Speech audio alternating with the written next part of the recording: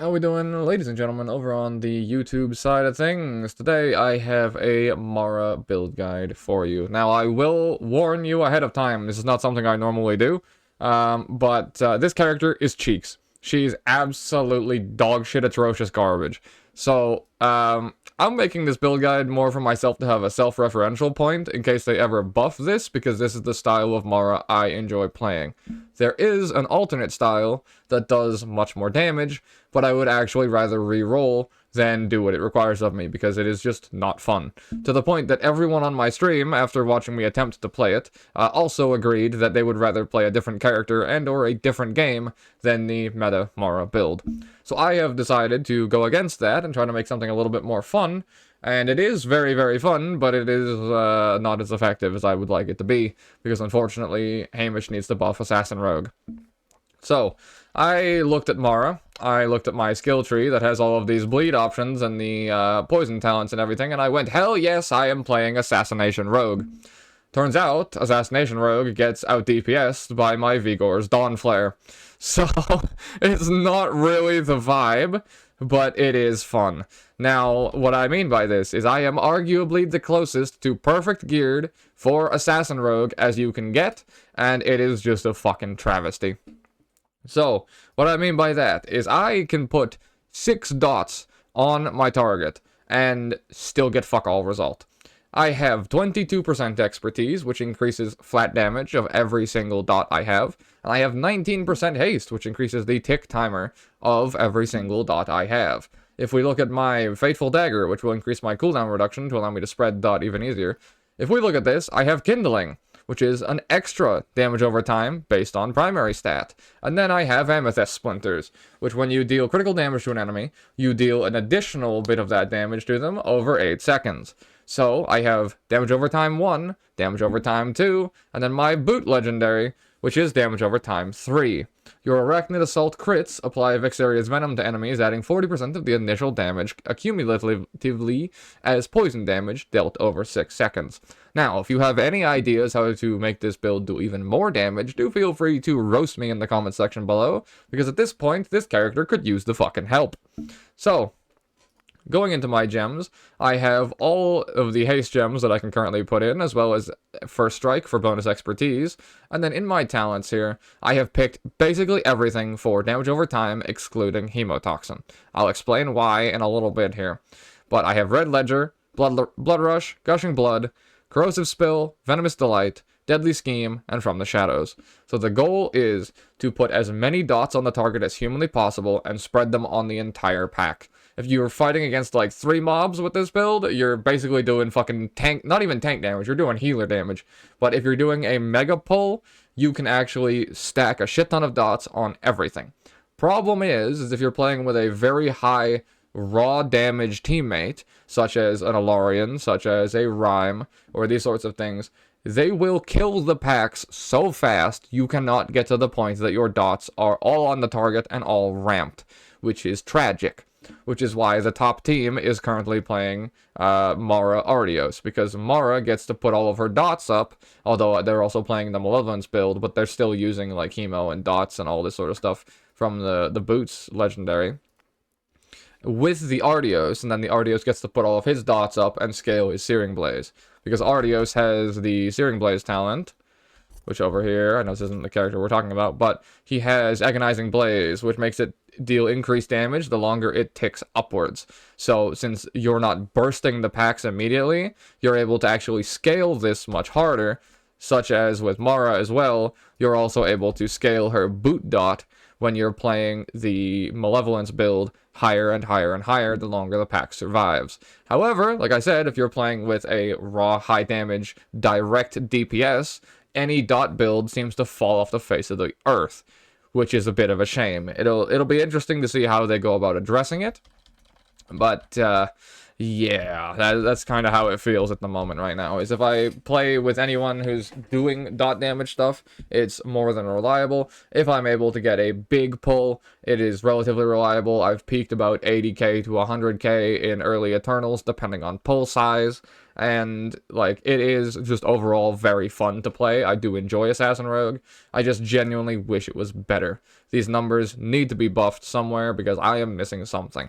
Now, the reason I'm not taking Hemotoxin is because this is a very, very weird node. It can do a lot of damage if you can pop the Hemotoxin, but to have the Hemotoxin dot appear, it is one dot on one target. And to make it appear faster, you have to use Backstab and Widow's Bite, which is using your single target rotation on a big AoE pull, and I just feel like I'm griefing.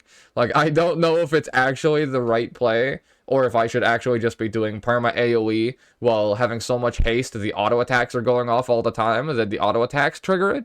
But then I don't have the talent points to really flex it into the build as well. Because I mean, I could do this as a build, but then Corrosive Spill does crazy damage and I'm losing mega ticks on Blood Rush here. So I don't know. It might also be an angle like this, but you actually get so much damage from the shadows, it's crazy. And then if the 6-point Queen's Fang from the shadows does crits giga high, that actually snaps your fucking boot dot really high for insane damage. So let me show you what you actually are supposed to do in this case, okay? So we're gonna go into stealth, and then we're going to pop our maiden from stealth. Now, the reason we do that is, first of all, every single button she can use is usable in stealth. Here, I'm gonna blow your mind for all you rogue players. All of your rogues are not going to do this, by the way.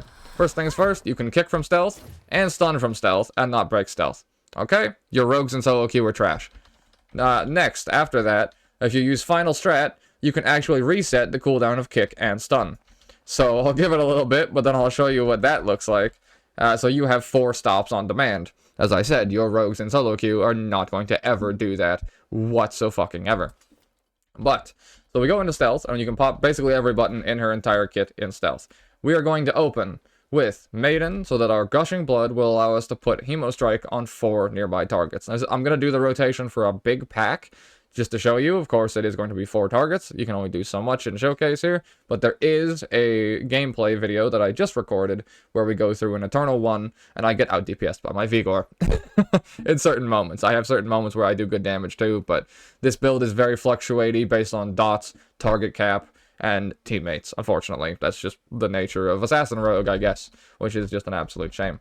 So, we go and we use that to put our Hemo on pretty much everything, and then after... So we open with our Skittering Blades, we then do 3 Hemos to apply it to everything. After the 3rd Hemo, we will go back in stealth and wait a second. The Corrosive Poison will pop on everything, then we will fan again, and we will then have our Deadly Scheme at max stacks, which will give us a red crit Arachnid Assault, which will then give us a red crit snapshotted Arachnid Assault dot, which will then do as high of damage as we can possibly do. Now at this point, we will have used 4 spenders with 6 combo points apiece. So if you don't get a Corrosive Spill proc, God hates you. To top this off, the guaranteed crit from Deadly Scheme will make it so that you should be able to get an Amethyst Splinters proc as well on pretty much everything. And then the chances you get a Kindling proc are relatively high because you're doing a bunch of damage over time all the time. So, looks a little something like this.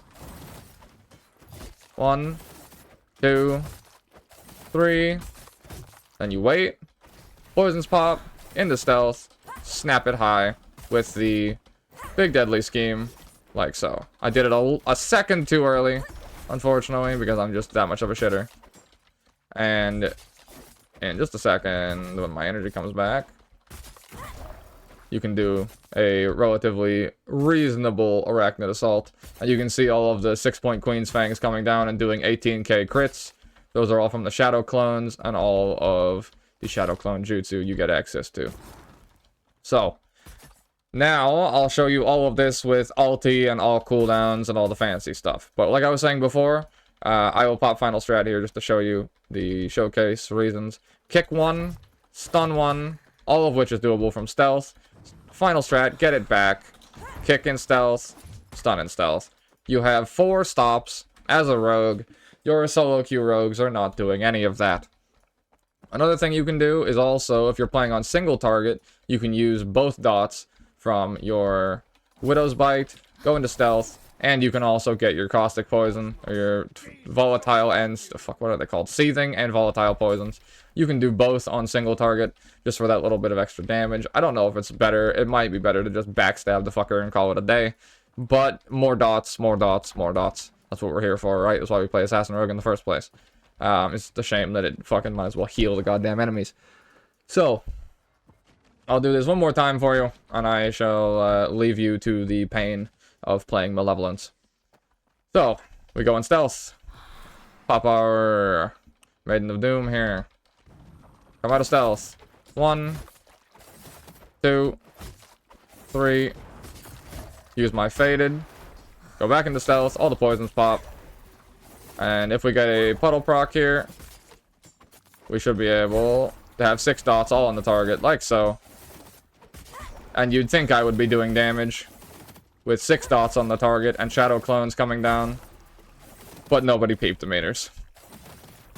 Yeah, this character is in absolute dog shit. Shoot it outside the fucking barn tier, unfortunately. It's fun, though.